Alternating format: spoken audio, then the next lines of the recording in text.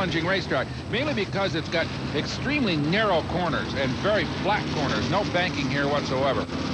And the turn that particularly seems to strike fear in the hearts of race car drivers the first time they come here is turn number 2. You have that nice wide front straightaway, reasonably wide turn 1. Some passing can be done, and all of a sudden you're in a tunnel. And Steve, the back straightaway is about as wide as your average back alley, which makes it plenty hairy, about 2 cars wide, really. But these automobiles, fortunately, with their full roll cages and their big wide bodies, are a lot safer than the old championship dirt cars that used to run here. During the fairground week, there was always a 3A or a USAC National Championship 100-mile race. But now they've been replaced by these more modern, distinctly northeastern-based 320 modified cars. Now, the hairiest moment in a modified race, especially on this big mile track, can be right at the start. And usually they don't wait to race till the start-finish line. They'll come out at turn number 3 with a hammer down. This was an earlier semifinal, and watch in the middle of the pack because it is all going to break loose right here.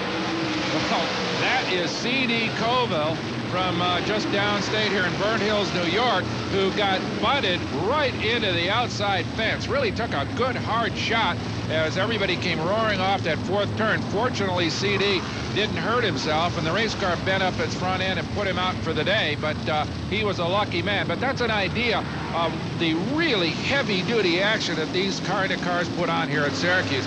There goes CD sideways right into the fence in front of the main grandstand. He doesn't even cross the start line before he is out of it. Well, his feelings were hurt for sure. The race car bent up a bit, but CD walked away from this one. And part of the reason why is these cars are equipped with Nerf bars, not only fore and aft, but also on the side of the vehicle. And those Nerf bars will absorb some of that shock. Well, as you see, the big heavy-duty roll cages that these cars must carry save CD from a whole lot of injury. The stands are full. The pace cars coming down. They're pretty well formed up. This racetrack is very hard. You can see the cars weaving around, warming up their tires, just as if they were running on asphalt. They'll form up 2 by 2, and the next time they come down the front straight, they'll take the green here at Syracuse. We're back in Syracuse, New York, and almost ready for a start of the National Auto 320 Modified Race, the first event in today's doubleheader of racing from the New York State Fairgrounds.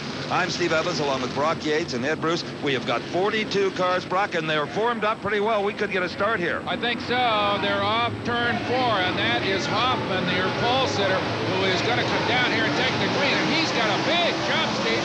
Yep, Dave Watson, the starter, gave him the green. Boy, I'll tell you what, though, old Hoffman really jumped the gun, but jumps out to a big lead as he comes off turn 2. No problem so far. I'll tell you what, these guys usually get sideways before they complete a lap. Well, after all the years of racing here, this group at least has mastered turn 2.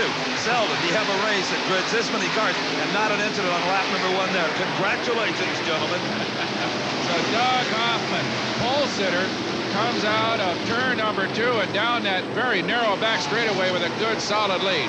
But unfortunately, what looked like a perfect opening lap, the yellow will come out for number 84, Dave Heaslip. It appears to just run out of power. Let's hope he can limp it back to the pits and the yellow can be withdrawn. Well, Steve, I think he bounced that thing off the wall because there's some whitewash on the right front tire that makes it look as if maybe he's got some suspension problems, and of course he's in the middle of the racetrack to boot. So Doug Hoffman holds on to the lead. Romano and Maynard Fourette, a real veteran in this kind of competition, sits in 3rd place. Well, here's a cute little guy who's got a very comfortable seat for the National Auto 320, Brock. I'm sure it's nice and warm in there. Well, Steve, it's kind of threatening outside. A little bit of rain earlier in the day. So we see starter Dave Watson giving the field a white flag. That says we're going to start you guys on the next lap as Doug Hoffman and Mike Romano bring them down behind the pace car. They're formed up and ready to go. Let's see if they can get around another lap without somebody getting sideways. Well, just when everybody thought they'd strung out enough to be out of harm's way, Dave Heaslip has a problem, gets into the wall, and brings out the yellow to punch them all up again. So good luck, gentlemen, on take 2 of the start of this race. Here comes Doug Hoffman leading him down. Pace car's going to jump off in the head of pit lane. There he goes as they come down into turn number 3. And I'll bet that Hoffman gets on the gas here just about now, Steve. As you say, they're inclined to get started here well before they see the green flag. Yep, they're going. They're going to take a green. Here goes the field here. Through turn 4, and Hoffman once again with that big acceleration. He's got himself about a 3-car length lead off the 4th turn. Also, Maynard Forat, the white machine in the second spot there, made a nice move right around Mike Romano. Romano in the orange car thought he was going to be second, but no cigars at Maynard. So here comes the field down that very, very narrow back straightaway. And look at this. Hoffman has moved way out to a big lead, right behind him, but falling back a little bit as Maynard Forat and Romano challenges him. Look at this. Forat almost got the thing into the fence. Got it really sideways as he headed down into turn number 3. It almost looked intentional. I think Maynard is just pitching that thing way early, Brock. He sure is. If he is, that's a full dirt track style. These guys tend to run this racetrack more like asphalt than they do dirt, but not in the case of Maynard. Look at this. Somebody way out into marbles, but gathers it back up, and we keep on going. No problem at this point. Well, Mike Romano moving right up on Maynard Forat. Had his nose tucked right under Forat's nerve bar at one point there. Well, you see Romano had to tuck back in behind him because turn 3 is very narrow. Forat gets it sideways again. The yellow is out. We've got a problem somewhere on the racetrack, so Hoffman and the rest of the guys will have to back it down and reform. The problem, Brock, is over in turn number 4. That was caused by car number 38, Gary LaBaugh. It doesn't appear to be any kind of a serious incident, but enough to bring out the yellow, and wisely so. You know, you're going to see the yellow a lot on this kind of a racetrack because it's so fast, you just don't take any chances. The speed's too great. Well, the visibility is so tight in these corners. You literally can't see more than a few feet ahead of you, and there's no room around anybody that gets sideways in the middle of the racetrack. So Doug Hoffman holds on to a very tenuous lead ahead of Maynard Forat, Mike Romano, sprint car ace Jimmy Horton, and Brett Hearn, one of the young stars in this kind of sport.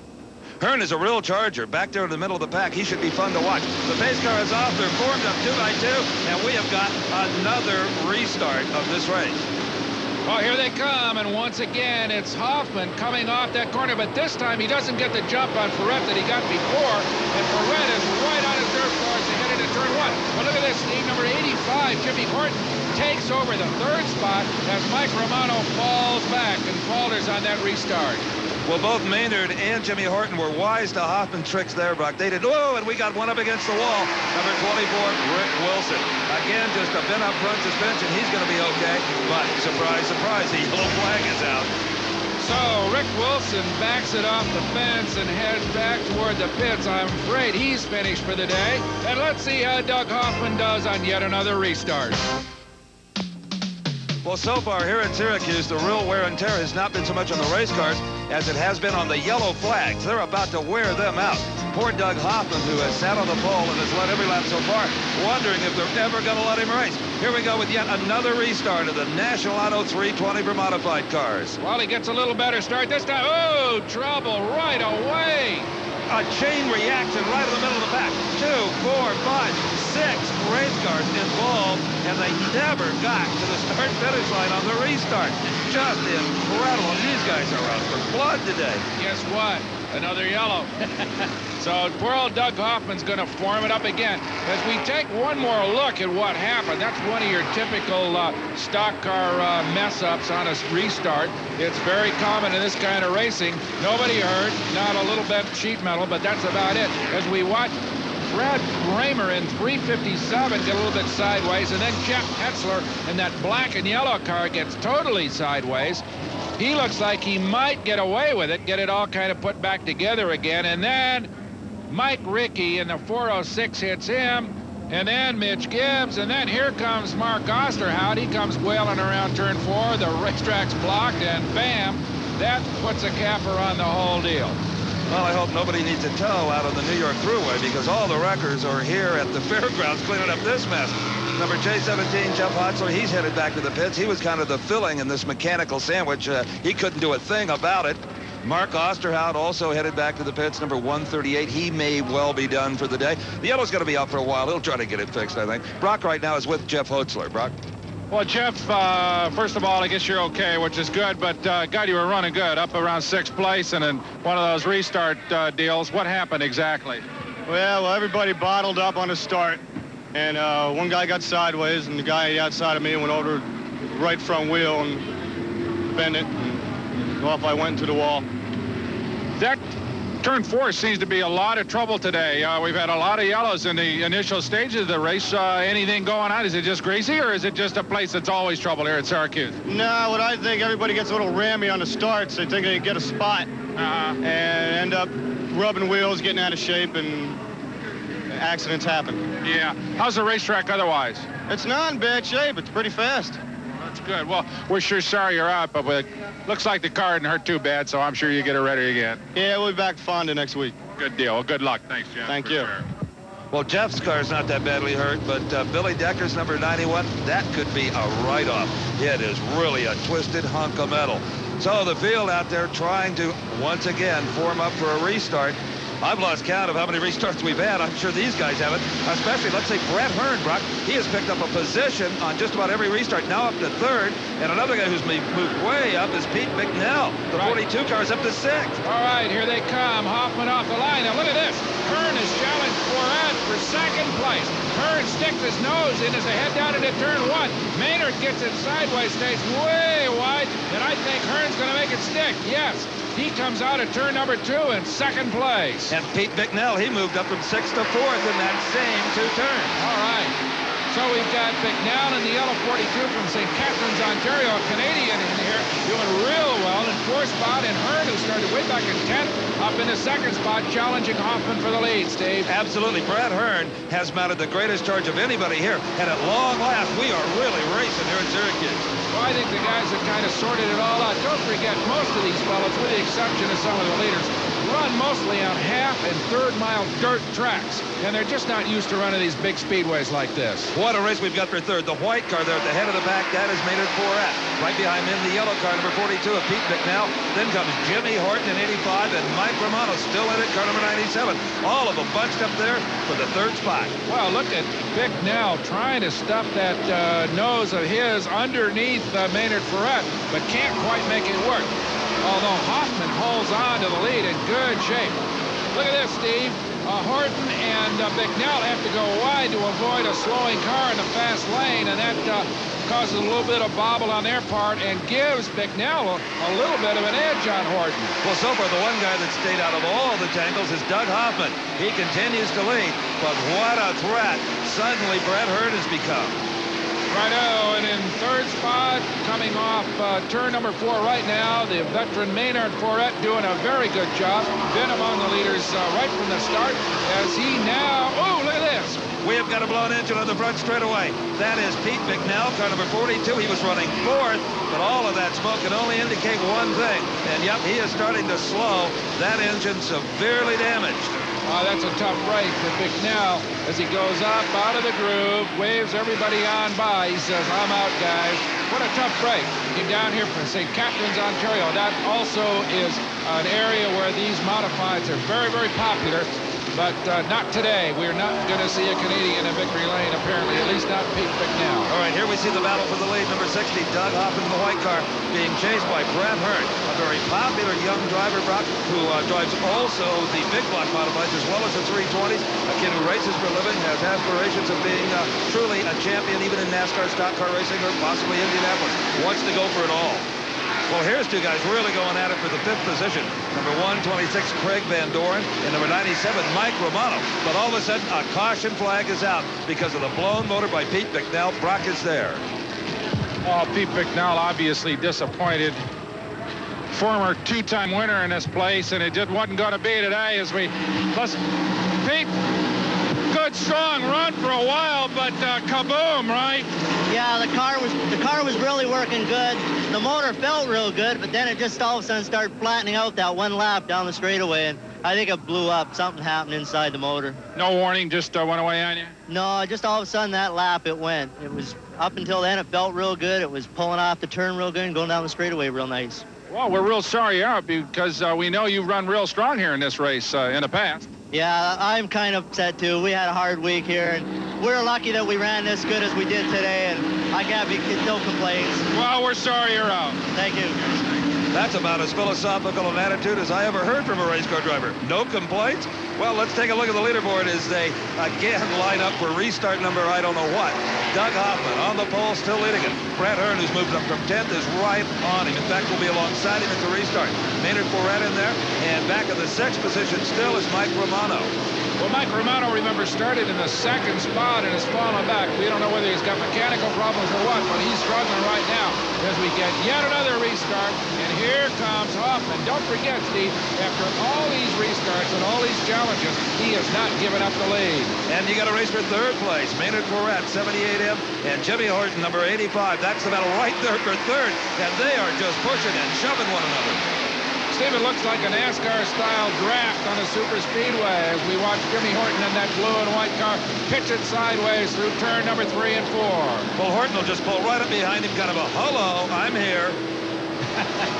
And he's trying again. He doesn't look like he's ready quite yet to try to get by Maynard. He kind of sits down underneath it. Look at this. Maynard gets it wide, and Horton right beside him down the back straightaway. A gutsy play by Jimmy Horton trying to pass in turn 2. You won't see that very often, but it doesn't work. Maynard Fourette out-muscles him down the back chute. Boy, bunch of horsepower on Maynard's part. He just pulled past Horton. Horton had about a wheel on him coming off of turn 2, but as they come off turn 4, Maynard Fourette reestablishes his hold on 3rd place. Let's see if Horton would possibly try again to pass him when they go into turn 2. Here's turn number 1. He's getting inside. Indeed, he'll try it if he can, but Maynard Fourette says no, no, no. Well, I think Maynard's just got a big advantage in horsepower right now, and Jimmy is going to have to work awful hard to overcome that. Well, what Jimmy may lack in horsepower, Brock, he makes up for in guts. Look at this. He's trying. No question about it. A couple of really fine dirt track drivers at work here. As you see Jimmy Horton lift an inside wheel as he goes through turn number 3. He's driving that car as hard as he can run it, but not quite enough to overcome the horsepower advantage that Maynard appears to have at this particular time. Well, Jimmy is trying to equalize that advantage by just driving deeper into the turns, and he is indeed doing that. Also a good race here going on for the 5th position. Number 126, Craig Van Doren, with Mike Romano right on his nerve bar.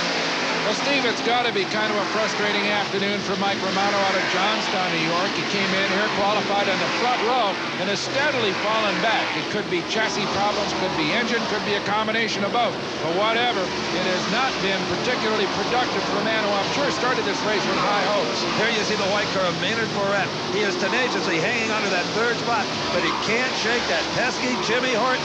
The blue and white car just dogs him at every turn. Well, Maynard is a very experienced driver, and you can see he's kind of sitting right in the middle of that groove and not giving Jimmy an opportunity to stick his nose underneath him as we watch Maynard slide through turn number 3, using all the racetrack and really kind of holding up Jimmy in a very, very experienced and expert fashion.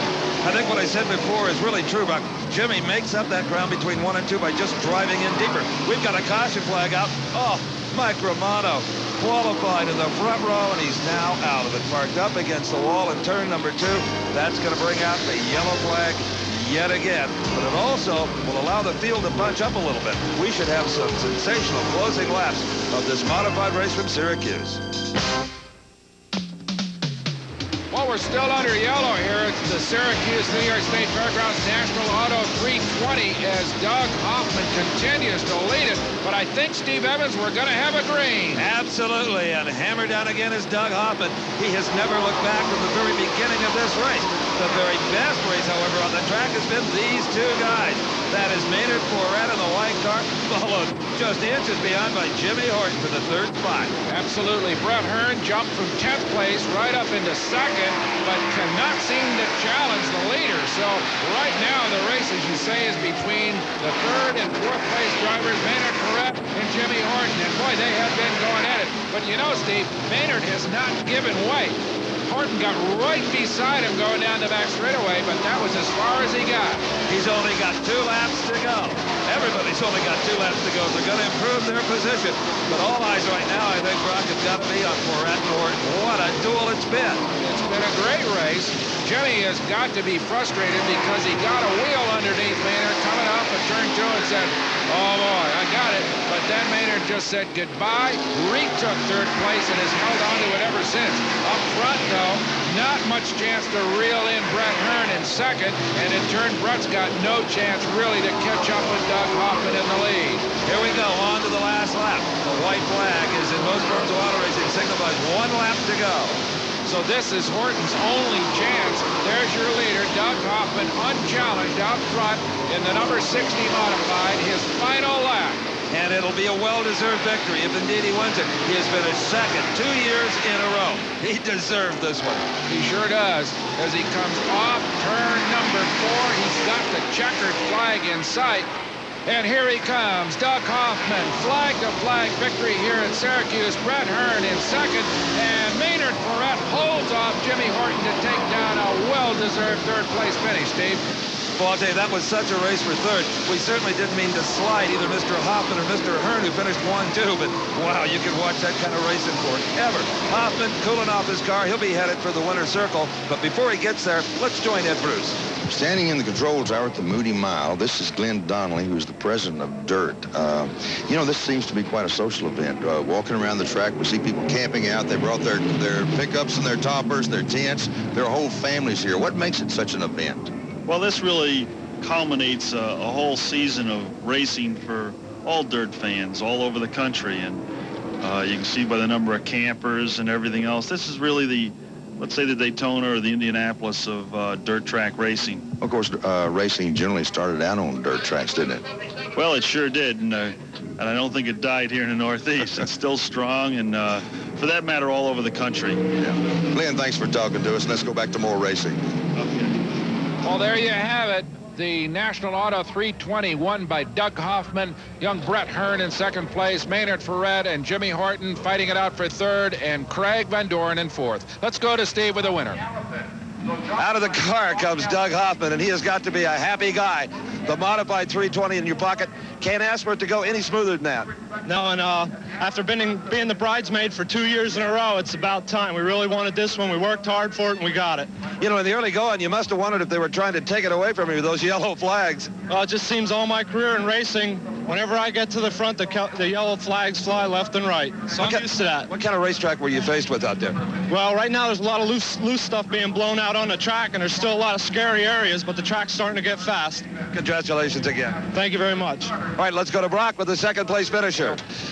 Brett, you gave it the old college try, as they say, but you got loose from the field, and then suddenly it just didn't seem to have any more beans. He was strong. Yeah, he was real strong.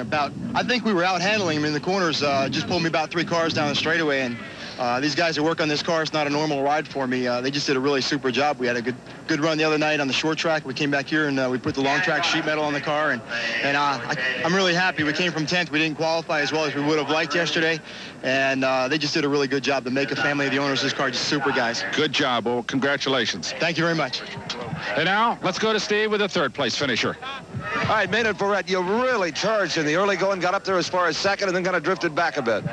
My tires, they were just too hard. They didn't even start working yet. And that's the biggest problem right there. I'll tell you, there was a guy that wanted third from you, Jimmy Horton. He was right on you. Yeah, I imagine. But he got under me there going in the turn, and I just outpulled him down the chute. But we had a good race, though. You look like a man who's pleased with third. Everybody wants to win, but you look pretty pleased. I'm pleased with third. It's the first time here I've been here with this little small block, and I think I can run with these little boys.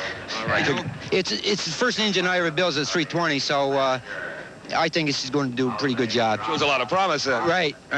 Congratulations again. Maynard Ferret, a strong third-place finish. Our congratulations to all the competitors in the National Auto 320. Now, you recognize that helmet. That belongs to Sammy Swindell. It's in the seat of his wing sprinter. He'll be back with all the Outlaws after this. Well, if Rambo drove race cars, this is where you'd find him. 600 horsepower wing sprint cars. I'm Steve Evans along with Brock Yates and Ed Bruce, and this is the B-Main. The first 3 drivers will transfer to the feature sprint car race of the day. And Brock, normally we would call these cars outlaws because of the big wings, but really outlaws is an association. This is outlaws, brother-in-laws, in-laws, sprint cars of all types from all over. You got it, Steve. It's actually sanctioned by the same outfit that sanctioned the 320 Modifieds, the DIRT organization. That's Drivers Independent Racetracks, in case anybody's interested, and a good organization it is. But they bring everybody in here, and they change the rules around a little bit. We'll talk about that later as to what the difference is between the World of Outlaw Classic Sprinter and everybody else is here. We got some super modifieds in this show as well. And these are really guys that have struggled a bit in qualifying. This is their last shot at the high-paying feature race to come. And remember, only the top 3 drivers will make it, so the pressure's on. Absolutely. We got some good drivers in this field, actually. We've got Todd Gibson, who's had some Indianapolis racing experience. He's in one of the super modifieds. And in the back is Jack Hewitt, who's one of the very best. Looks like we got a green. The green flag is out, and they thunder out of turn number 4 across the start-finish line for the first time. In the lead is Lenny Krautheim. He came off the pole. He's one of the Pennsylvania drivers, and he's now in first place. But interesting, we've got a variety of cars up front. Right behind him is Craig Rankin. But in third place is one of the super modifieds. That's Gary Albritton, one of the Ohio super modified specialists. And that Dayglow automobile in fourth is Todd Gibson super modified. And the grandstands here, Brock, you know, they're rooting for at least one of the super modifieds to make the sprint car feature. They are. They run pretty regularly just up the road here at a beautiful 5/8 mile called Oswego. And those cars are quite a bit lower, you'll notice, than the classic sprinters, which are very upright race cars. But there's Leonard Krautheim coming down the back straightaway. He's being challenged right now by Rankin. And here comes Todd Gibson. Notice that big wing, but a very low race car. Good race for 5th, too, Steve. That is between Steve Yodak and Frankie Kerr. Yodak in the 57Y car, the yellow machine in the front of the picture there. Oh, look at this. Kerr trying to get down underneath Yodak, and he makes it work. That's a classic place to pass here, both with the modifieds and the sprinters going into turn number 1. You know, even on the big mile racetrack, that steering wheel never sits still. You're constantly driving these cars, and there is the leader, Lenny Krautheim. Well, they are very twitchy little short wheelbase light race cars, and you got to stay with them all the time. They just want to drive right out from under you and put you up in the cheap seat someplace. These cars are hitting well over 150 miles an hour coming down this long front straightaway. And Brock, just now, coming out of turn number 4, you can see just a whole pack of race cars, and they're all battling for the 8th position. I mean battling. 8K, Gene Kester, 37, Mike Thomas, Dave Wickham, number 35 is in there, Jack Hewitt, and 63 is the final car in that group. As I said earlier, Steve, Hewitt is one of the very best of the USAC sprint car drivers. Came in here with a car that just isn't that competitive. So, here's somebody up against the fence. That's Robbie Hart from East Nassau, New York. You know, Steve, that's an unusual car because that's one of the very few Ford-powered automobiles in the race. Well, considering the success of the Ford motor in NASCAR and road racing, you may see a lot more of them soon. You know, the sprint cars only race the mile distance once a year right here in New York State. A lot of changes have to be made to those cars. I took a look earlier. When you come to Syracuse off of a 6.5 miles, the first thing you're going to change is the gear in the rear end. The second thing is this wing. It is adjustable. You don't run the rake on the wing on a mile you would run on a half mile, simply because you have so much more air flowing over the wing at this speed. If you ran it down like this, you'd probably break it right off of the car. Some other things you're going to change is the stagger. In other words, you're not going to run as big a tire on the right-hand side of the car as you would on a high-banked half mile. This is a much flatter racetrack. Also, something that they really worry about on a half mile is balancing the wheels and tires. You're going to have to do that here because, again, of the tremendous speed. You're also going to change all of the torsion bars, make them much stiffer because, again, that wing is pushing down so much harder. And they tell me, Kenny Adams here in the 3A car tells me that any little change you make to a sprinter on a mile, you feel. On a half mile, you can make a great big turn on the torsion bar and not even tell the difference. But here at these speeds, everything is critical. Okay, Steve, they've restarted Robbie Hart's Ford Sprinter. He's back in the field. Leonard Krautheim, the third, still leads it. Rankin in second. Albritton and Gibson, of course, are in the super modified cars in third and fourth place. A lot of people will be watching them as it looks as if we're going to have a restart. And you won't have any trouble spotting those super modified cars. Albritton in third and Todd Gibson in fourth because the engines are down very low and offset to the left. In fact, the whole car has a lower silhouette. Sure does, Steve. And they're carrying big block Chevrolets. Everybody else in the race, for the most part, small block Chevys. We'll talk about that a little bit later, as I said. There goes Krautheim down into turn number 3. Right behind him is Rankin. But look at this. Frankie Kerr challenges Gibson for the 4th spot. Can't make it stick as they come off onto the front straightaway. But here is Kerr once more trying to get underneath Gibson. Neck and neck as they head into turn number 1. Todd cuts him off and holds on to the position. Steve, notice that both Gibson and Albritton are adjusting those big wings on their super modifieds as they go through the corners. They're giving them an awful lot more downforce in the corners than leveling them out on the straightaways. Some of the sprint cars as well have adjustable wings, Brock. But here is the race for 9th position. It won't pay much, but there's some good action going on. Gene Castor leading that field for 9th place in the 8K car, being challenged by 37 Mike Thomas. Yeah, basically, this is for pride as Frankie Kerr tries Gibson one more time. Frankie has got to get not only by Gibson, but Albritton as well, because only the top 3 guys out of this race get into the big feature. Well, that's the incentive for Gibson and Kerr to try to move up into that top 3. A 3rd place finish in a heat race like this is as good as a win in a lot of ways. The caution lights and flags are back out again. Again, the race will be slowed down, and for the same reason as before. There is Robbie Hart, that Ford-powered sprinter, number 55, climbing out of his car the 2nd time now that he has spun on this mile track. But no damage to the car whatsoever. Robbie gets out just to have a look at the tires and try to figure out why it's spinning around on him.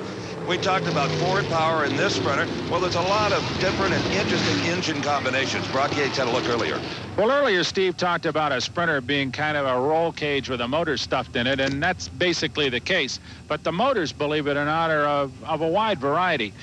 This is not a true World of Outlaws race, per se. This is kind of an open competition. Now, the World of Outlaws permits a 410 cubic inch displacement limit. Bring anything you want. And most of those motors are Donovan aluminum blocks punched out to 410 inches. Small blocks.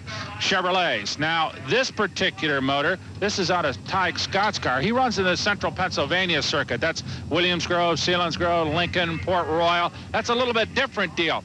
They run a 467 cubic inch limit, and normally Ty runs an aluminum big block Chevrolet in his car.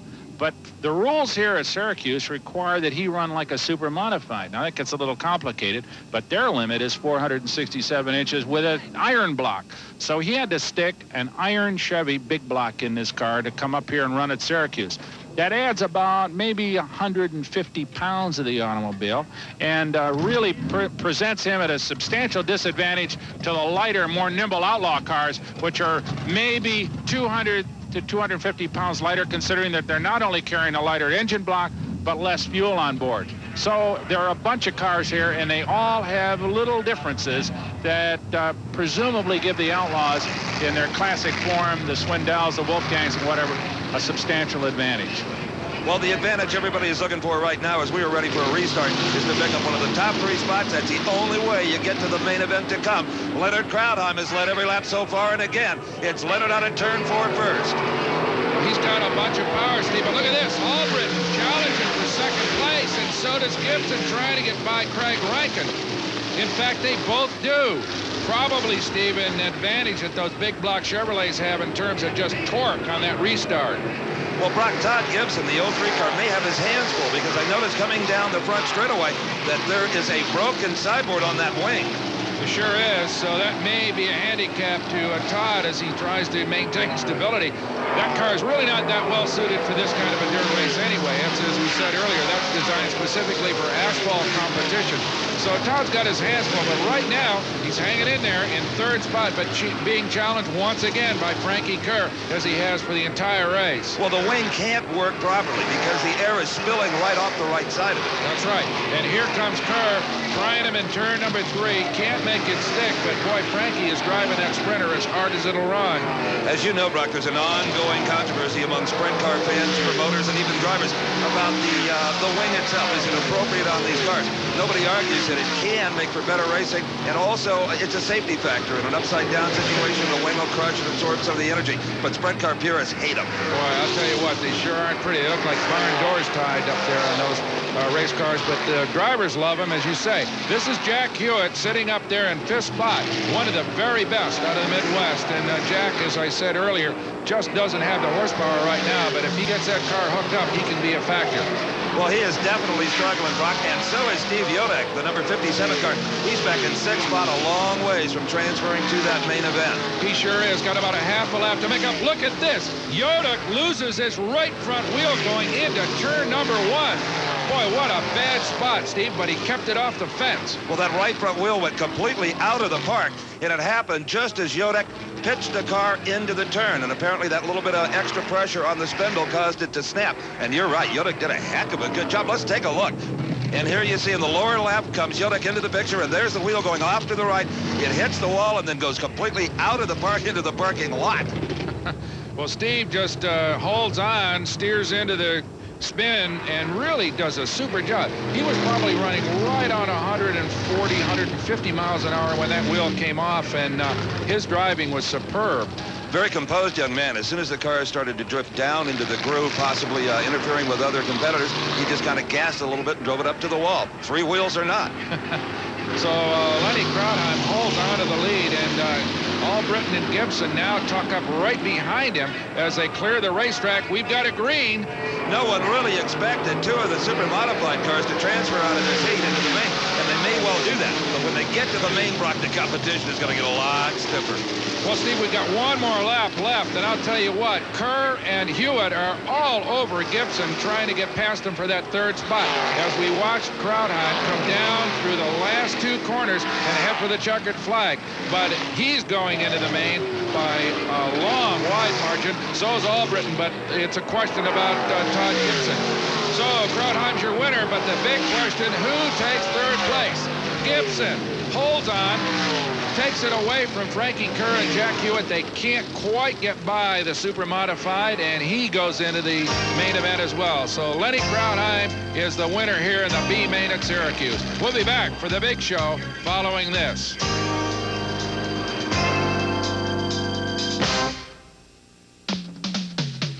One of the fastest sprint cars in the nation are lined up here on the main straightaway of the Syracuse Mile, ready for the main event. Steve Evans is with Sammy Swindell, who earlier set the track record. I told you earlier that Sammy Swindell in the number 1 car smashed the world record in qualifying. Well, that would give him the pole, right, on the outside of the front row? Well, it would in any other kind of motor racing, but apparently the outlaw officials today have decided to invert the top 6 drivers, and Sam, you don't look pleased with that. No, I'm not happy at all, really. We came up here, you know, I didn't really see any rules or anything till we got here, and we went out, and I drew early numbers, so I didn't want to go real quick, you know, so I didn't run as hard as I could have. We should have been a little bit faster if I just ran just flat out around here. The car is going real good, and then we're back here starting in 6th spot. This place is real narrow, and they've cut the laps back to 35 laps, and they're going to run, the yellows are going to count, so we could just have maybe a 6 or 7 lap dash, and I'm going to be starting in 6. Okay, let's go to Brock Yates with the man who is on the pole, sort of. Well, Steve, I don't know about Sammy, but I'll show you a guy right here that's kind of happy about this inverted start deal. Brad Doty is sitting on the pole, even though you ran a little bit slower than Sammy, but the way the cards were dealt, couldn't start in a better spot at Syracuse. Yeah, that's for sure. This is the best spot to start here because it's so big. We qualified about a second less than Sammy did, and that's quite a bit of time. But, you know, starting on the front row, we definitely got the advantage. We're down a little bit on horsepower compared to a lot of the guys, but hopefully we can get out front and just take up all the racetrack we can and win the thing, hopefully. Well, Brad, we saw you run last year. Got taken out in a spin early in the going and then work your way back. Fantastic drive. I think you could have won it if you hadn't been knocked off early in the going. Let's hope that doesn't happen this year. But it's a narrow old racetrack, and I suppose people can get in your way even though when you're lapping them. Yeah, that's part of it. I guess they're counting the yellow laps here, and that's definitely going to help us. And I was hoping that it would be good for us is maybe as long as we're still leading the race, about every 10 laps, so they'd have a yellow just to keep from getting into lap cars, because like I was talking about the motor, whenever you get to lap traffic, if you got to get out of the throttle and lose your momentum for a lap car, well, the guys with the bigger motors could maybe get on by. So, you know, we're just hoping. But last year, you know, we went to the clear of the tail. I think they said there was 40-some cars or something on the racetrack. We come back to 3rd. Car was working exceptionally well, and like I said, we might have been able to win that had we not got spun out. But it's just hard to tell. This place is really, you can't figure it out. Okay, well, we're going to see how Brad does starting from the pole. Steve?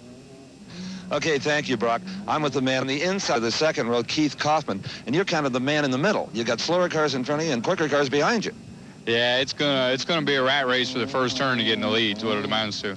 The first few laps you think might settle this thing? Well, if you can get to the front and get going good, it might make a whole difference in the race. And of course, if there were room to pass, if this was a wider racetrack, if, it would be a different situation. Right, you know, like I said, if the guy gets to the front early and goes good, he'll probably stay in the front.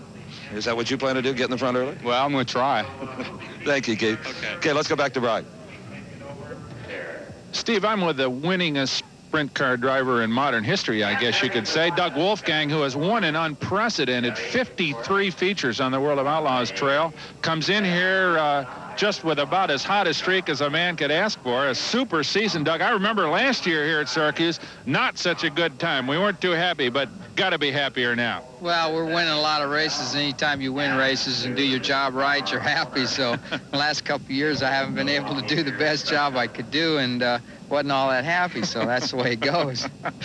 Starting fourth outside of the second row, real narrow racetrack at Syracuse. What does it require? Patience, a hard charge at the start, and hope you can get as close to the front as possible, or how do you run this race? I'm not too big on charging hard at the start, but obviously the way it looks, the guy who can probably get out in front is going to have a better chance than the guy who's going to sit back and run third or fourth, because it's definitely hard to pass. But I would still say the key would be not so much leading the whole race as who gets the right break and comes to the lap traffic at the right time and is able to move around them and not get slowed down to the point where 2 or 3 guys missile by him. So we'll see what happens. And so will you when we return to the New York State Fairgrounds for the start of the Syracuse Ground Round Super Nationals. Stay with us.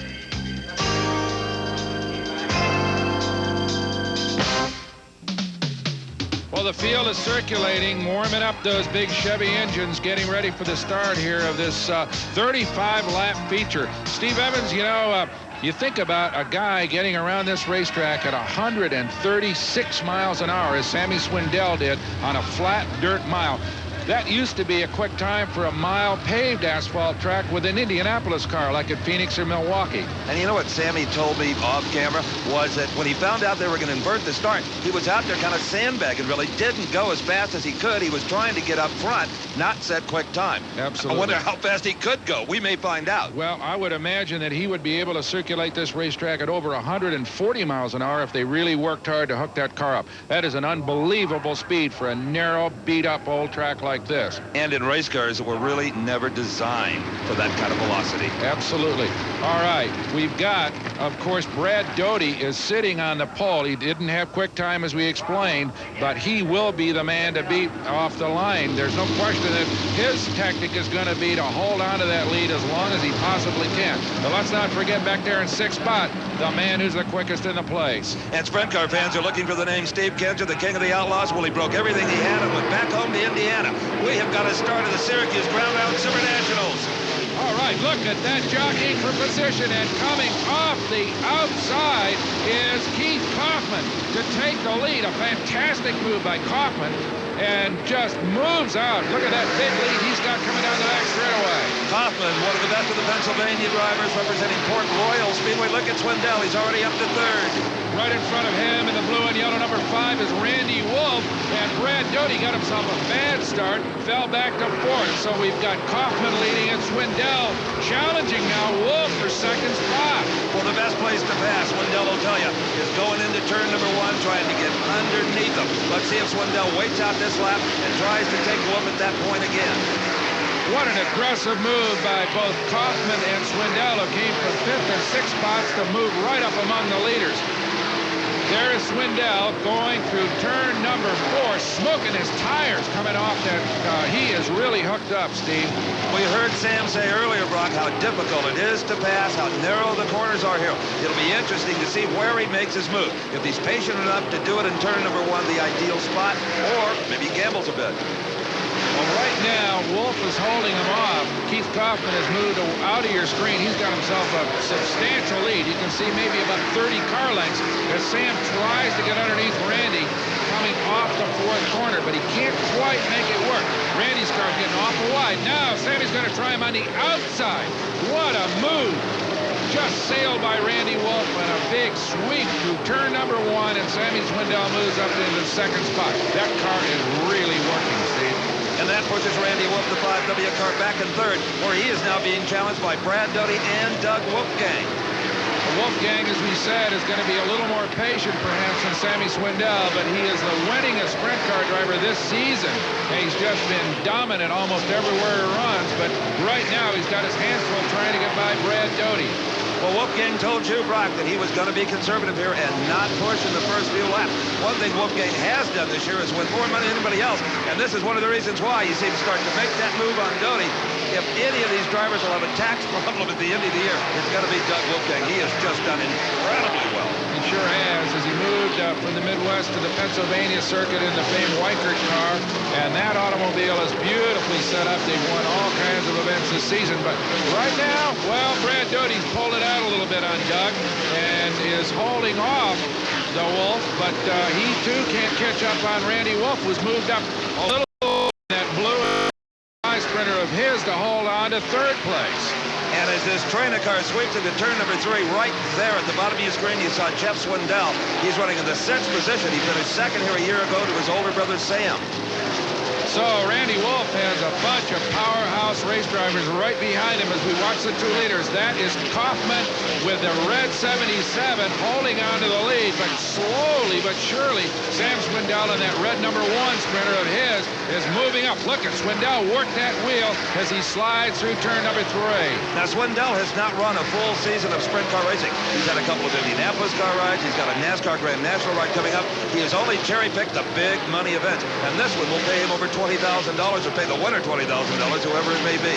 Well, Swindell right now is slowly moving in on Keith Kaufman. But Kaufman, one of the most poised drivers in the business. Look at Steve. We've got Swindell almost into the fence. Smoke coming off those tires. I don't know whether he's got engine problems or whether that was a brake locking or what, but it's going to get tense here at Syracuse. Stay with us. The duel continues for the lead here at Syracuse, New York. Number 77, Keith Kaufman has it. Number 1, Sammy Swindell, Bartlett, Tennessee, wants it. I'm Steve Evans along with Brock Yates and Ed Bruce. And look at these two, especially Swindell, smoking that left rear tire in every turn, Brock. Well, he is some spectacular race driver. Everywhere he goes, he just stands the crowd on their feet because he is so aggressive, so poised, and is just never lets up. Kaufman is now starting to really feel the pressure. He knows that Swindell is right behind him, and he's driving as hard as he can as they come up on lap traffic. This could make a difference, Steve. Oh, it did it well, and Keith Kaufman is going to try to use that traffic, and he did it beautifully right there. He sure does, Steve, as Swindell gets held up a little bit by the yellow super modified of Gary Albritton's. Remember, he ran second in the B-main, and there goes Kaufman by Lenny Krautheim, who won the B-main. So those two guys falling back a little bit as Kaufman gets through that slower traffic very effectively. Well, there's no rear view mirrors on a sprint car. If there were, Keith Kaufman would know he's finally got a little breathing room between himself and the red number 1 car, Swindell. Absolutely, and it was really Albritton, through no fault of his own, that was the difference there. Kaufman got by him going into turn 3. Sammy didn't make it. And Brock, there's a problem on the backstretch. That is number 24, Craig Rankin, coming to a stop. Doesn't appear to be any damage to the car. Apparently an engine failure. A bad break for Craig Rankin. Equally a bad break for Keith Kaufman, because that's going to bring out the yellow flag and negate that lead that Kaufman had built over Sammy Swindell. Swindell will close right up behind him. It was Sam that was concerned there'd be too many yellows. Well, this one is going to help Swindell, because when he comes back, he'll have his best shot yet in Keith Kaufman. Well, it's going to take a few minutes to form that field up. Let's join Ed Bruce. Ed? Standing in the control tower at the Moody Mile with Ted Johnson. Ted is the president of the World of Outlaws, and we've talked a good bit before, I guess the first time back in Jacksonville a few years ago. Ted, we got some great racing out here today. The World of Outlaws are here. Some guys who aren't members of the World of Outlaws, how do they stack up against the Outlaws? Well, there's a few out here that'll stack up fairly well, but on a whole, the World of Outlaws, we hold every track record in the United States on dirt, and there's no question we'll probably finish the top 12 positions. Do you see any of these guys out here that maybe one day could be stars, future stars in the World of Outlaws circuit? Oh, definitely. There's a couple of young kids out here that are up in Pennsylvania. There's one that's Craig Keel up here in New York State. I think in a couple more years he'll be right up there with us. Have to do some recruiting then, don't you? Well, he's run 8 or 10 shows this year with us, and we'll run more next year, so he'll get his feet wet and learn what it's all about. Well, it's a good day for racing. Let's go back and see some more of it. Thanks, Ed and Ted Johnson. We're still under caution. You know, the most visible feature on these sprinters are those big, big wings. They are hardly for decoration. They serve a very important function. Earlier, Steve explained how they work. We've talked about the importance of the wing angle on these sprinters on a high-speed mile track. Well, on Sammy Swindell's car and many of the other top sprinters, you'll notice this hydraulic system here. Okay, Swindell has an adjustable wing. Now, he goes out on the racetrack with a setting he thinks is correct, and he's usually right. But towards the end of the race, the track is getting slippery, the tires are starting to go away. That's when, with the push of this lever, he can increase the angle of the wing, actually trim the car out. If that's too much, he can back it back down again simply by pushing this lever down. So the adjustable wing makes the wing just a little more forgiving. The driver can correct any mistake they might have made as far as the initial setting of it. Well, Steve, right now, Sammy Swindell and that adjustable wing sit in second place, right behind Keith Kaufman. We're going to have a restart here on the Wild Syracuse Mile. We're just about ready for a restart here at the Syracuse Ground Round Super Nationals at the New York State Fairgrounds. I'm Steve Evans along with Brock Yates and Ed Bruce, and the yellow flag, which is still being displayed, has allowed Sammy Swindell, the red #1 car, the second car in the picture, to move right up behind the leader, Keith Kaufman. What a restart this could be, Brock Yates. Well, also, Steve, we got Doug Wolfgang back there in the 4th spot, and he and Brad Doty, no question about that, they know that with about 16 laps left, they're going to make this one stick. Doty, of course, fell off the pole on the initial start of the race. That hurt him badly. He doesn't want that to happen again. So there is going to be a bunch of jockeying for position as these guys come around turn 3. Kaufman on the hammer. He knows the green is out. We've got to restart. And the real war is going to come in turn #1. Swindell will try to get under Kaufman there, but Kaufman got a beautiful start. Swindell is not going to have a chance on this lap. Absolutely right, and already they've broken loose a little bit from the rest of the field. There goes Randy Wolf being challenged by Doug Wolfgang in the blue and white number 29. Here comes Kaufman, Swindell right on his rear bumper into turn 3. Here comes Wolf, Wolfgang. There's Brad Doty, and behind him, kind of trailing in 6th place, is Jeff Swindell, Sammy's brother. Well, here again come the leaders into turn #1. Swindell has now narrowed it up. Swindell going in very low, very tight against the wall. Well, Kaufman doing a good job, too. He deserves all kinds of credit. He came off turn 2 a little bit quicker than Sammy and opened up about a 3-car length lead down into turn 3. That seems to be the place where Kaufman's car works best. Sammy works best into turn 1. Absolutely right. Between turn 4 and turn 1 is where Swindell appears to have maybe a little bit of an advantage. But look at Kaufman, how well he is holding off that 2-time world champion. He tagged the rail. Swindell got in so low that he tagged the rail. What a drive, and that slowed him up a little bit. Kaufman pulls out about a 10-car length lead down the back straightaway. That was a costly error on Sammy's part, just driving that car as hard as he can. And as we said earlier, these are very twitchy, short wheelbase race cars, overpowered and unstable at best. And here is the race for the 3rd spot. Randy Wolf, the blue and yellow 5W, just ahead of the Wolf. Doug Wolfgang in the blue and white number 29 car. Well, Wolfgang, as you saw, took an outside line down the front straight, tried to get wide into that corner, couldn't make it stick, slowed up a little bit, scrubbed off some speed, and Randy Wolf in the 5 car pulls out a little bit. So he's got a little bit of a cushion in that 3rd place spot. Right behind him, though, Doug Wolfgang applying the pressure. And Randy and Doug know that they have really got to stand on the gas if they have any hopes of winning this thing, because they're going to run out of laps. And earlier you heard Sammy Swindell say that was his biggest concern, having to start back in 6th, was running out of laps before he could get the job done.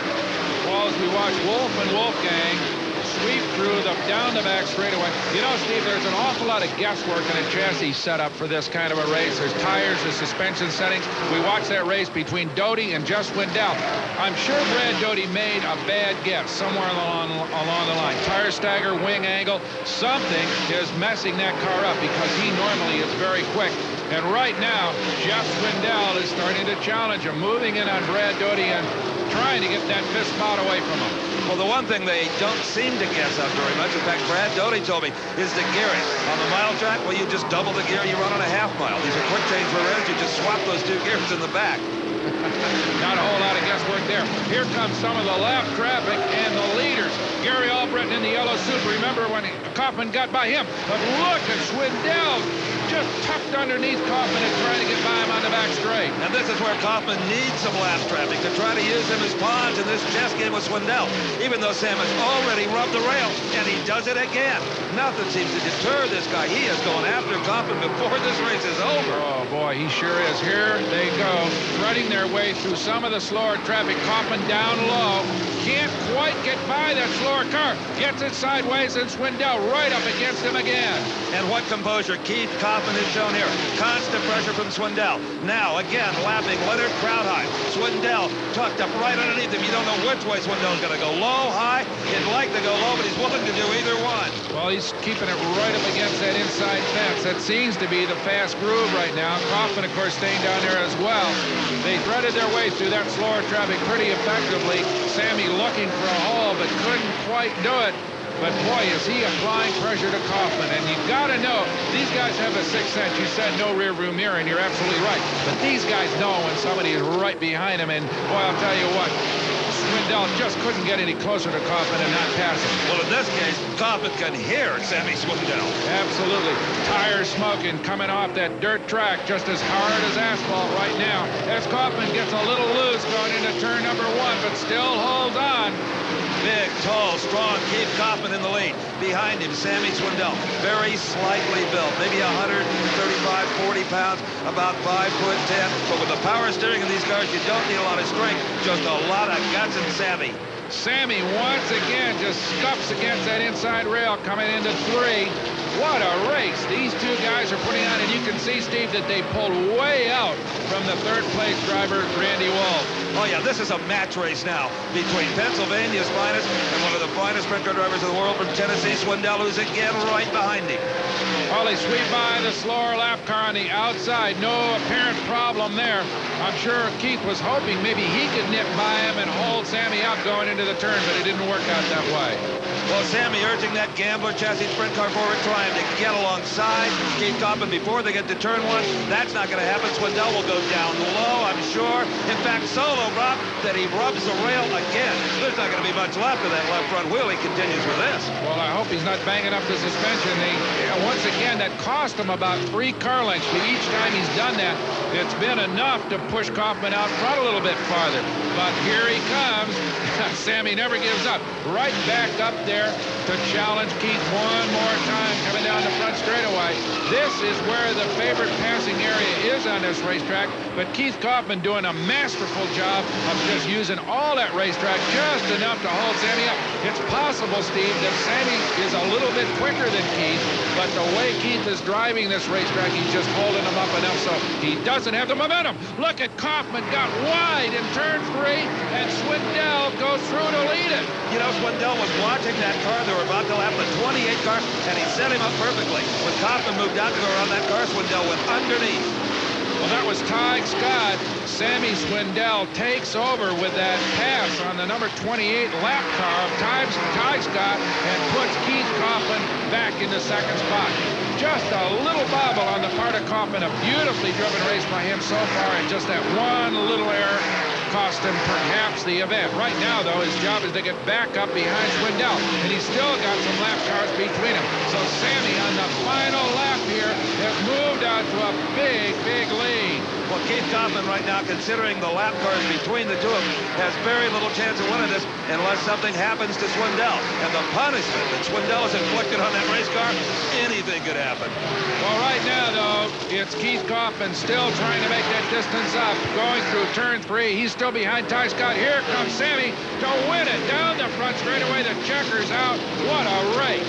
Sammy Swindell wins the Syracuse Ground Round Super Nationals in the car owned by drag racer Raymond Beadle out of Dallas, Texas. The big number 1 in the wing, a very appropriate mark for Sammy Swindell.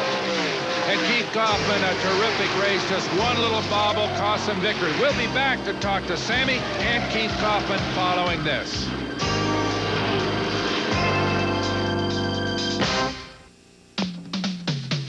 Oh, you've just seen this man, Sammy Swindell, unreal, 35 of the fastest laps ever run by a sprint car on the venerable old Syracuse Mile. He wins it. Kaufman, of course, a disappointed second. Doug Wolfgang gets up into third spot, passing Randy Wolf. Brad Doty rounds out the top 5, Steve Evans. Well, Swindell did it all this weekend here at Syracuse, Brock. He won the race for the second year in a row, earned over $20,000, set a world record without even trying to do it, and now the fans have a chance to come down and take a good close look at the winning sprint car. And here was the winning pass. The car in the middle was the leader at the time, Keith Kaufman, number 77. He's closing very rapidly on number 28, Ty Scott. He's got to put a lap on Scott, but Scott is right down on the groove. Now, Kaufman elected to go high, and that was the fatal mistake. Sam stayed down low, just glued to that wall in turn 3, took the lead, and never looked back. Right now, he's out of the car, and Brock's with him. Sammy Swindell cleans off little grime and dirt here. Sam, sensational. Hard work, though, huh? Bounce it off the fence once and won, is that right? Well, yeah, Keith got in. He was kind of used his tire up a little early. And, you know, he kind of had it blistered and ours was still good, so I was kind of saving it, but he had probably a little more motor than we did. I know he got a bigger one. And I could outrun him, you know, but I couldn't pass him down the chutes. He was slowing me way down the corners, and... yeah, I could see him got all over him in the corners, but he had a lot of beans on the straight, didn't he? Yeah, he had his car set up to run a little less wing so he could come off, but our car was really working better, and we didn't use the tires up. Did you think he could get him? You know, it's a hard racetrack to pass on, and you know that car gets wide. Yeah, well, he was running right in the middle where you couldn't really get by. The only chance I had was in the lap cars, like up there. He, I guess, just lost concentration a little bit. I got to pushing him a bit down the back chute, and just to let him know I was there. And he got in a little wide into 3, and that's all we needed. I was, you know, just right under him every time, just waiting for him to slip. But you know, he was making sure he kept the door closed with the guardrail on the inside. You know, there's nothing you can do. You can't put a half a car in a half a space. Super effort, Sammy. Congratulations, as usual. Great job. Thanks. Okay, let's go to Steve with the second place finisher, Keith Kaufman. Keith, I know you hated to settle for second spot, but nobody drove a better automobile race than you did out there. Well, you know, lap traffic's a factor here. It might have helped me some of the race, but it cost me the race the last 2 laps. A sensational start. You were on the inside and passed on the outside of the first lap. Well, I told you it was going to be a mad scramble for the turn. Whoever got in the turn was going to lead it. You know, you had to get to the corner first. When Swindell made that move, he suddenly opened up a number of car lengths on you. Well, he snuck by them guys, and I got pinched in behind him and never got by him. But still, a tremendous race, and congratulations on a wonderful effort. Thank you. Okay, let's go to Brock with third place. Steve, I'm with Doug Wolfgang, who, as usual, put up a valiant effort, but it looked as if this was just a question of raw horsepower as far as Sammy and Keith were concerned. They had a bunch of power on the straights, Doug, and it just didn't look like you were able to run with them. I kind of thought yesterday we might not be. I think I'm running on the straightaway. I'm not handling getting into the corner as well as they are, and I think it's largely due to the fact I'm running a heavier engine, a big block motor, and I should have probably had an aluminum small block in it. And they were just operating, and Sammy was fortunate to get by him there at the end. And I think I was coming, but it don't matter. They run first and second. You had a lot of work to do to get through the field, of course, but Kaufman made a fantastic start, and I would imagine that caught everybody a little off guard. Well, what happened was the outside row got bogged down, and he was able to jump by the pole, Doty, on the inside, And then Sammy, I got bogged down, didn't know which way to go. When I moved out, I got in the dust with my right rear, and Sammy got underneath me and run third then. So I was just screwed on the start. I didn't do it right. Well, 35 laps on a mile track, it's long, but it wasn't long enough, was it? No, I needed 150 today. We're sorry, Doug. Good job anyway, as Thanks. usual. Well, the longest sprint car race of them all is history for this season. Doug Wolfgang ended up third, but the race that had everybody on their feet was that duel for the lead between Keith Kaufman and Sammy Swindell. Swindell won it. Brad Doty salvaged the 5th spot, even though he started up front. And here's how the second 5 looked at the conclusion of this race. For Brock Yates and Ed Bruce, I'm Steve Evans saying so long from the New York State Fairgrounds in Syracuse. The executive producer for American Sports Cavalcade is Harvey M. Pallage. Produced and directed by John B. Mullen. Promotional consideration provided for and a fee paid by the Style Auto World Championship Team, the nation's premier source of fast lane fashion. Style Auto, the champion's choice for the style of your life.